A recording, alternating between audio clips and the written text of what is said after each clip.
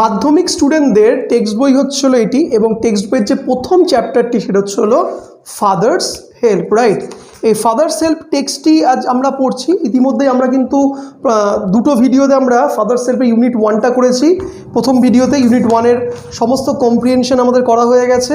Second ভিডিওতে আমরা unit 2টা আমরা পড়েছি, ইউনিট 2টা করেছি। ইউনিট 2-এর সমস্ত কম্প্রিহেনশন উত্তর আমরা অলরেডি আমি বলে দিয়েছি। যারা 1-2 ভিডিওটি দেখোনি তারা প্লিজ ফটাফট গিয়ে 1-2 ভিডিওটা দেখো, কারণ আজকে আমরা পড়বো হচ্ছে ইউনিট 3টা। ওকে, ইউনিট 3টা আজকে পড়বো। ইউনিট 1 ইউনিট 2 না থেকে কিন্তু ইউনিট 3তে এসো না, তাহলে কিন্তু কন্টিনিউ গল্পটা বুঝতে পারবে না।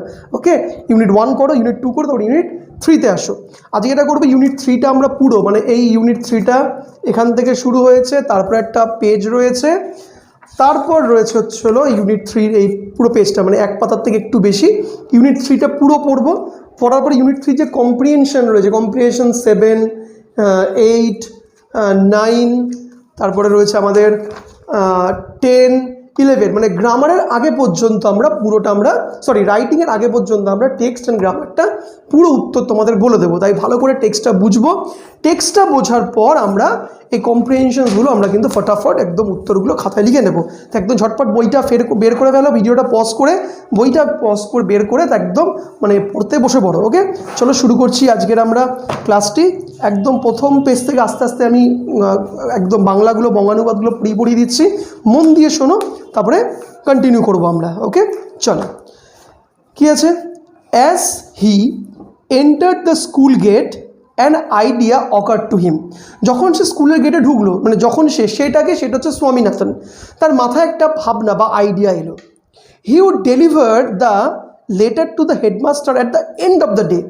সে হেডমাস্টারকে চিঠিটি দেবে একদম দিনের শেষে। There was a chance Samuel might do something during the course of the day to justify the letter. বলছে স্যামুয়েল স্যার সারাদিনে এমন কিছু করতে পারে যাতে চিঠিটির যথার্থতা প্রমাণ হতে পারে, চিঠিটি আদৌ সত্যি না ভুল এটা জাস্টিফাই করার জন্য স্যামুয়েল কিছু একটা করতে পারে। তাই স্বামীনাথন কী ভাবলো, না একেবারে আমরা মানে লাস্টে একদম হেডমাস্টারকে লাস্টে চিঠিটা দেবো। স্বামী stood at the entrance in his class. স্বামী ক্লাসে ঢোকার একদম দরজার কাছে গিয়ে দাঁড়ালো। Samuel was teaching arithmetic. Samuel অঙ্ক তাকে করাচ্ছিল, অ্যারিথমেটিক মানে অঙ্ক করাচ্ছিল, তাকে করাচ্ছিল। হি লুকড অ্যাট স্বামী। তিনি স্বামীর দিকে তাকালেন, মানে কে তাকালেন? স্বামীনাথন তাকালেন, স্যামুয়েল তাকালেন।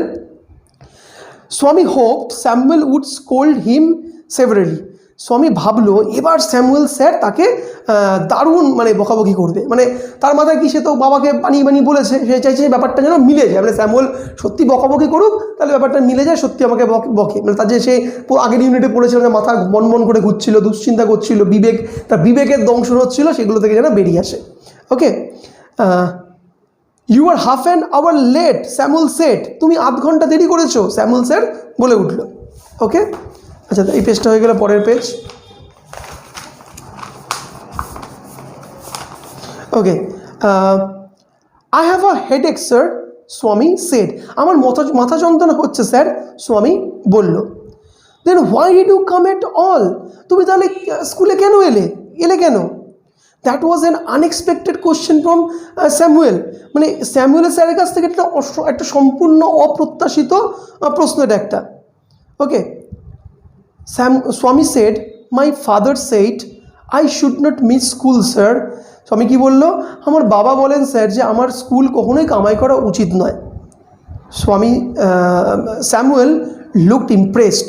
Your father is quite right. Swami যেন বেশ মানে ব্যাপারটাতে ইমপ্রেস, মানে খুব ভালো, মানে ইমপ্রেসড হয়েছে, প্রভাবিত হয়েছে। এবং প্রভাবিত হয়ে কী বললো? Your father is quite right. আমার বাবা একদম সম্পূর্ণ মানে একদম ঠিক বলেছে। Okay, we want more parents like him. একদম এরকমই বাবা মা আমরা আরও বেশি করে আমরা চাই আমরা। ওকে, তারপরে স্বামী কি বলছে? ওহ ইউ পুয়ার ম্যান, স্বামী থট। ওকে, হে ভগবান, হে তুমি কি বোকা, তুমি কি ভাবছো? ওকে, স্বামী ভাবছে, you don't know what my father has done to you. হ্যাঁ, তুমি তো জানোই না, আপনি তো জাননি না আমার বাবা আপনার সাথে কি করেছে। মানে মনে মনে স্বামীনাথন ভাবছে, তুমি তো জানি না তোমার এগেনস্টে বিরুদ্ধে কত সুন্দর উল্টোপাল্টা কথা বাবা চিঠিতে লিখে দিয়েছে, নালিশ করেছে। All right, go to your seat. ঠিক আছে, জায়গায় গিয়ে বসো। স্বামী স্যাট ডাউন, স্বামী বসলো, ফিলিং স্যাড, সে তার খুব দুঃখ হচ্ছিল। কী বিষয়ে দুঃখ হচ্ছিল? He had never mate anyone as good as Samuel. বলতে সে স্যামুয়েলের স্যারের মতন এত ভালো মানুষকে কখনোই সে পায়নি বা দেখেনি। The teacher was inspecting the home lessons. Teacher মানে সেই স্যামুয়েল স্যার তখন কী করছিল? বাড়ির কাজ দেখছিল। টু স্বামী thinking this was the time when Samuel got most angry. স্বামী ভাবলো যে এইটাই সময়, এখনই হয়তো স্বামী আমি হোমওয়ার্ক করে আসিনি, হয়তো একদম মারাত্মক রেগে যাবে। To Swami's thinking that was the time when Samuel got angry হয়ে গেল। But today Samuel appeared very gently. কিন্তু সেই দিনকে স্যামুয়েল খুব জেন্টলি মানে নম্র ভদ্রভাবে তার সাথে ব্যবহার করা শুরু করলো। Okay, Swaminathan, where is your homework? Swaminathan, তোমার বাড়ির কাজ কোথায়? ওকে, জিজ্ঞেস করলো। I have not done my homework sir, Swami said. আমি আমার বাড়ির কাজ করিনি। ওয়াই? কেন? হেডেক, মাথা যন্ত্রণা। আর স্যামুয়েল বললো, কেন মাথা যন্ত্রণা করোনি? বললো, ইয়েস স্যার, হ্যাঁ sir. All right, sit down, Samuel said. Samuel বললো, ঠিক আছে তুমি বসে যাও, কোনো চিন্তা নেই। Okay, next. when the bell rang for the last period at 4:30, বলছে যখন বেল বাজলো মানে ঘন্টাটা বাজলো 4:30 সময়, মানে সমস্ত ক্লাস শেষ হওয়ার পরে।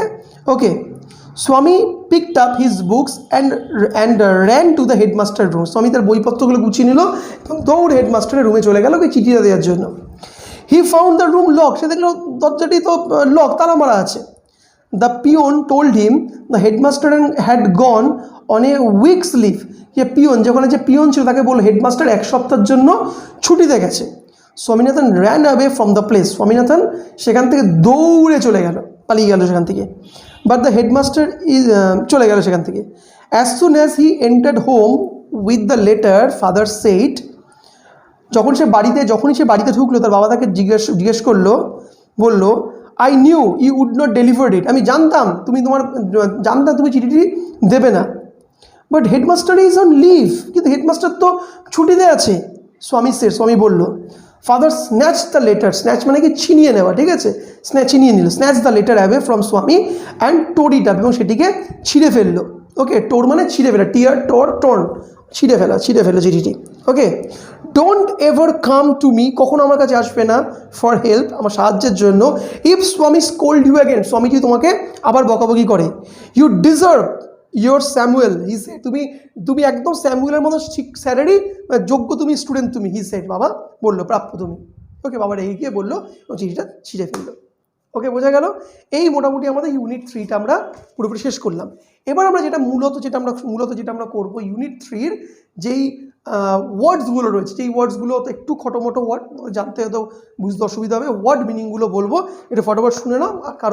আর এবং প্রয়োজন হলে বইয়ের ওয়ার্ডের তলায় পেন্সিল দিয়ে দাগ দিয়ে ওয়ার্ডের মানেগুলো লিখে নিতে পারো। ওকে, চলো, প্রথম ওয়ার্ডটা যেটা বলবো সেটা হলো এন্টার্ড মানে আমরা জানি প্রবেশ করা, আর এন্টার্ড মানে প্রবেশ করেছিল। আইডিয়া মানে আমরা আইডিয়া আসা, এখানে বলার কিছু নেই। অকার্ড মানে হচ্ছিল কোনো কিছু ঘটা। ওকে, অকারের পাস্ট টেন্স হচ্ছিল অকার্ড। নেক্সট হচ্ছিল জাস্টিফাই মানে যথার্থ প্রমাণ করা, মানে এটা ঠিক না ভুল প্রমাণ করা। ওকে, নেক্সট অ্যারিথমেটিক মানে যেটা প্রথমে আগে বলেছিলাম যে অঙ্ককে আমরা অ্যারিথমেটিক বলা হয়ে থাকে। স্কোল্ড মানে উড স্কোল্ড আছে, এখানে স্কোল্ড মানে হচ্ছিল বকা। ওকে, বকা। ওকে, সেভারেলি, নেক্সট হচ্ছে সেভারেলি মানে হচ্ছিল কড়াভাবে। ওকে, ইন্সপেক্টিং মানে কোনো কিছু পরীক্ষা করা, চেক করা। ওকে, নেক্সট আছে কি, নেক্সট হলো র্যাঙ্ক মানে হচ্ছে কোনো কিছু বাজানো, র্যাঙ্ক করা। ওকে, নেক্সট হলো snatched, very important one, snatch মানে হচ্ছে কোনো কিছু ছিনিয়ে নেওয়া। ওকে, টোর হলো ছিঁড়ে ফেলা, এটাও কিন্তু পাস্ট টেন্স, এর প্রেজেন্ট ফর্মটা হচ্ছে টিয়ার, টিয়ার, টর, টিওআরই, টর্ন, টিওআরএন, টর্ন, 3টে ফর্ম। ওকে, ডিজার্ভ মানে প্রাপ্য বা যোগ্য, তুমি এটারই যোগ্য, ঠিক আছে। এই মোটামুটি ওয়ার্ড মিনিংগুলো আমাদের দরকার। এবার আমরা চলে আসছি আমরা কম্প্রিহেনশন এক্সারসাইজ। কম্প্রিহেনশনগুলো আমরা এক করে আমরা করবো, একটা কম্প্রিহেনশন বলবে, প্রত্যেকটা উত্তর তোমরা মানে খাতায় লিখে নাও বা বইয়ের পাশে পেন্সিল দিয়ে তোমরা করে নিতে পারো, যেটা তোমার সুবিধা। আমি এক করে পড়বো এবং উত্তরগুলো শুনবে তোমরা, ঠিক আছে। প্রথম কম্প্রিহেনশন কি আছে? When Swami entered the class, Samuel was teaching, কি টিচ করছিল? এখানে চারটে অপশন আছে, হিস্ট্রি, অ্যারিথমেটিক, সায়েন্স, জিওগ্রাফি। কী হবে উত্তর? Of course arithmetic. নেক্সট কী আছে? Swami was late to school by, স্বামী স্কুলে যেতে দেরি হয়েছিল, কতক্ষণ দেরি হয়েছিল লেখা আছে, কতক্ষণ দেরি হয়েছিল? Half an hour, okay, an hour, half an hour, an hour, 2 hours, 3 hours, কতক্ষণ হয়েছিল তোমরাই বলো? আধ ঘন্টা, হাফ অ্যান আওয়ার, তা প্রথম উত্তরটা হবে। ওকে, নেক্সট আছে 3 নম্বর, the headmaster was on a leave for 1, কি আছে? 4টে, ডে, মান্থ, ইয়ার, উইক। তা কী হবে আমাদের এখানে? অফকোর্স এখানে হবে উইক, এক সপ্তাহের ছুটিতে। তা আমাদের কম্প্রিহেনশন 7 শেষ হয়ে গেল। এবার আমরা চলে আসবো কম্প্রিহেনশন 8, মিলিয়ে নাও বইয়ের সাথে তোমাদের।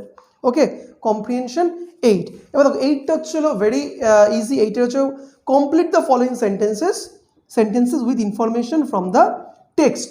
ওকে, প্রথমটা কি আছে? অ্যাজ স্বামী এন্টার দ্য স্কুল গেট, স্বামী যে স্কুলে গেটে পৌঁছালো তখন কী হলো? উত্তরটা হবে অ্যান আইডিয়া অকার্ড টু হিম। দেখো এখানে লেখা রয়েছে, এই যে একদম ইউনিট প্রথম লাইনে, as he enter the school an idea occurred to হিম, এটা হবে উত্তর। ওকে ওকে, আমাদের নেক্সট কোশ্চেন কি আছে? নেক্সট কোশ্চেন আছে স্বামী স্টুড অ্যাট, কী হবে উত্তর? At the entrance of his class, স্বামী দাঁড়িয়ে ছিল কোথায়? দ্য স্কুলের একদম ক্লাসের এন্ট্রান্সে। এই যে দেখো সেকেন্ড প্যারাগ্রাফের প্রথম লাইন, স্বামী stood at the entrance to his class. Okay, next কি আছে? Number 3, father's snatch the letter, এখানে উত্তরটা দেখে নিই আমরা একটু। Father snatch the letter away from Swami and কী করলো? এবং হাত থেকে ছিঁড়ে ফেললো। ওকে, and টর it, টর it. Okay, and টর ইট একটু আগেই বললাম যে নিয়ে হাত থেকে ছিঁড়ে ফেলে বললো বিষয়টা। এবার আমরা আসছি 7, 8 হয়ে গেছে, এবার আসছি আমরা 9, fill in the chart with information from the text. একদম টেক্সটে যে ইনফরমেশন আছে সেই টেক্সটের ইনফরমেশন থেকে আমাদের করতে হবে, ফিল আপ করতে হবে। এখানে হচ্ছে কজ এফেক্ট। দেখো মানেটা বোঝাকে, কজ এফেক্ট মানে কি?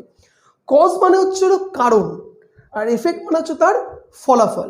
কজ মানে হচ্ছিল কারণ, আর এফেক্ট মানে হচ্ছিল তার, এক সেকেন্ড, কজ মানে হচ্ছিল, এবার দেখা যাচ্ছে বোধহয়, কজ মানে হচ্ছিল কারণ এবং এফেক্ট, আর এফেক্ট মানে হচ্ছে তার ফলাফল, right? Cause and effect. Okay, এখানে মানে এফেক্ট বলা থাকলে তোমাকে কারণটা লিখতে হবে, আর কজ কারণ লেখা থাকলে তার ফলাফলটা লিখতে হবে। ওকে, এইভাবে উত্তরগুলো আমরা করবো। ওকে, তো চলো আমরা প্রথম নাম্বার 1 কী আছে? নাম্বার 1 রয়েছে এফেক্টে, Swami did not do his homework, Swami did not do his homework, Swami তার বাড়ি কাজ করেনি। তার কারণটা কি ছিল?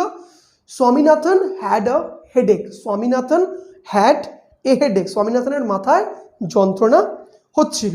ওকে, নেক্সট কি আছে? নেক্সট আছে দেখো আবার এফেক্ট, নেক্সট আছে আবার কজ। ওকে, কজটা কি আছে? স্বামী never made anyone as good at Samuel, স্বামী কখনোই স্যামুয়েলের মতন ভালো কাউকে দেখেনি। তো কী হবে উত্তরটা?